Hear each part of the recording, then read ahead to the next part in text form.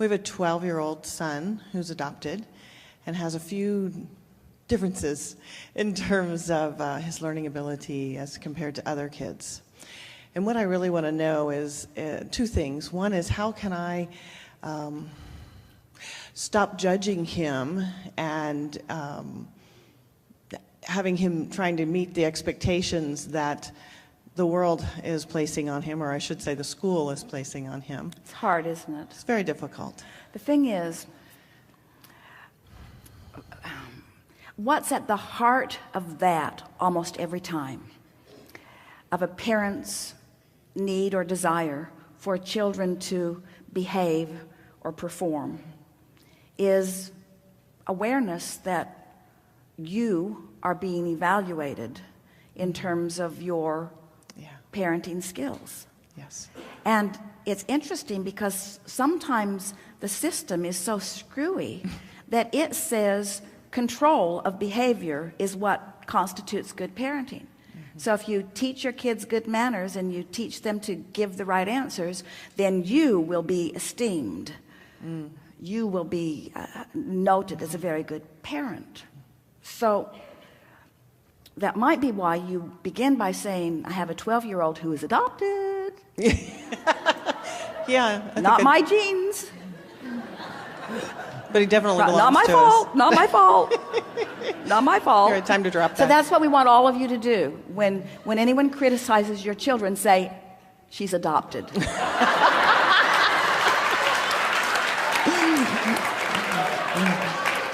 I got him when it was way too late. So, but we think it's really worth thinking about that, because what is the central thing that you wish? In other words, because what really matters, we know what really matters is how this child feels. What you really want is this child's happiness. Absolutely. And how other people are thinking about it is really a secondary issue, or you want it to be, but for most parents it isn't. Yeah. What other people are thinking isn't the secondary issue, it's the primary issue. And the reason that it's the primary issue regarding your children is because it's been the primary issue regarding you. Most of you were born into a situation just like that, where your parents were being evaluated on their ability to train you away from your guidance system. So they started early on with you too. Never mind how you feel. You don't get to do what you feel like doing. They didn't talk to you about your inner being. They didn't talk to you about your guidance. They didn't talk to you about coming into alignment with the whole of who you are.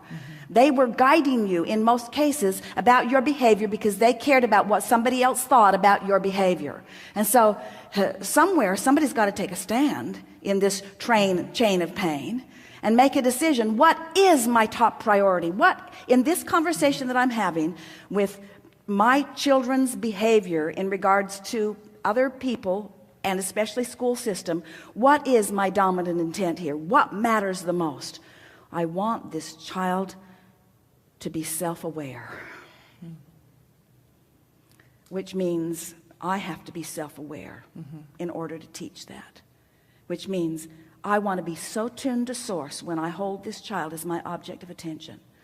And we promise you, when source looks at your child, your child, your child, your vibrationally attracted your child, when source looks at your child, there is unconditional love always. And when you offer anything less, you're out of the game in terms of alignment. Okay.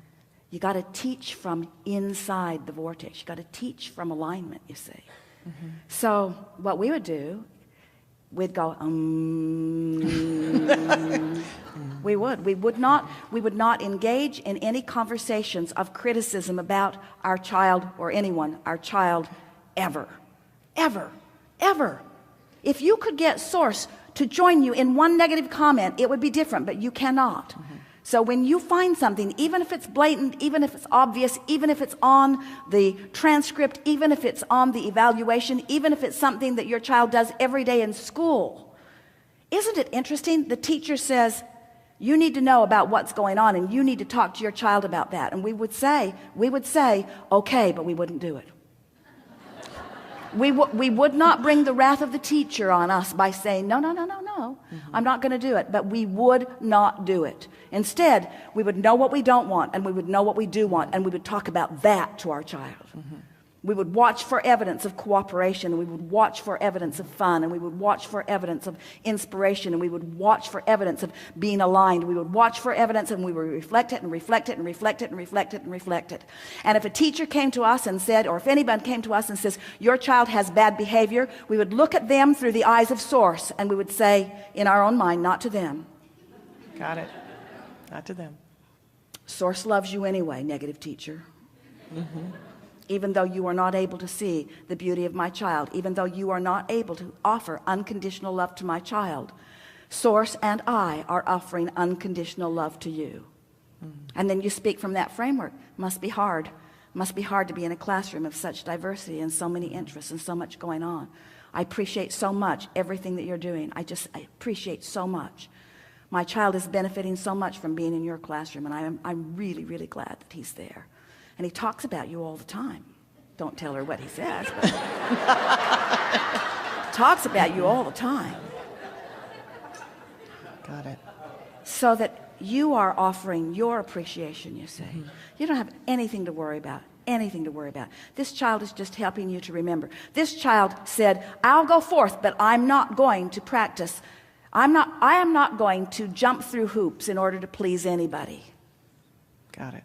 And we say, that is a really wonderful gift that he is giving to you. And if you get it, then you don't jump through any hoops. You see how it works? Yeah. See how it works the other way? Yeah. So he doesn't jump through hoops, and you don't ask him to, and you don't jump through hoops, and pretty soon the teacher won't be jumping through hoops. And before you know it, it'll be a much happier place, you see, because the other is not working, because there are not enough rules or jails to make people conform to behavior that you all think is appropriate, because you can't even agree on what you think is appropriate behavior. That's a good point. Yeah. There are more really nice people in jail than out. Ponder it. Ooh, Yeah. really? Yeah, they were nonconformists. Gotcha. And we're not talking about those that were so out of alignment that they did harm to another. We're talking about those who were seeking freedom. Your jails are full of freedom seekers, you see. And it's about to shift. It's about to shift. But it can shift within you individually. Now, we gave you a whole lot more than this situation required, really, because it activated things all over the planet as we were visiting about it. But we really want you to know that the only path to what you want is by practicing, and you can do it so easily with this one, unconditional love. And what's unconditional love? Conditional love is, your behavior makes me feel bad, and your behavior makes the teacher feel bad, and now we're all upset and it's your fault. That's conditional love. You need to be different so that I can feel better. And they freak out. They just know that can't be right. How can that be right? How can I be responsible for how you feel? They know that can't be right, and yet as enough people try to convince them of that, pretty soon they begin to feel unworthy. Oh, that's right how it happens. They feel unworthy because they can't keep you happy. They tried. They'd be this way to this person, and this way to this person, and this way to this person. They're changing their personality all over the place. They're trying to be all things to all people, just like so many of you are, and they're not pleasing anybody, you see, because that's not what pleases others. What pleases people is coming into alignment with who they are. The only thing that pleases you is getting up to speed with who you are. You can't be pleased by getting somebody else to behave in some way that makes you feel better. It only works when you come into alignment with who you are, you see. Got it. So we would demonstrate it. If we were out of balance, if we were out of whack, if we were shouting, if we were misbehaving, and we saw our child see us that way, we'd stop right in the middle of it and say, whoa, wait. I am clearly not in alignment. Excuse me, I'm going to go off and try to find some happy thoughts, and when I do, I'll be right back. And then go get happy before you come back, and don't stay long.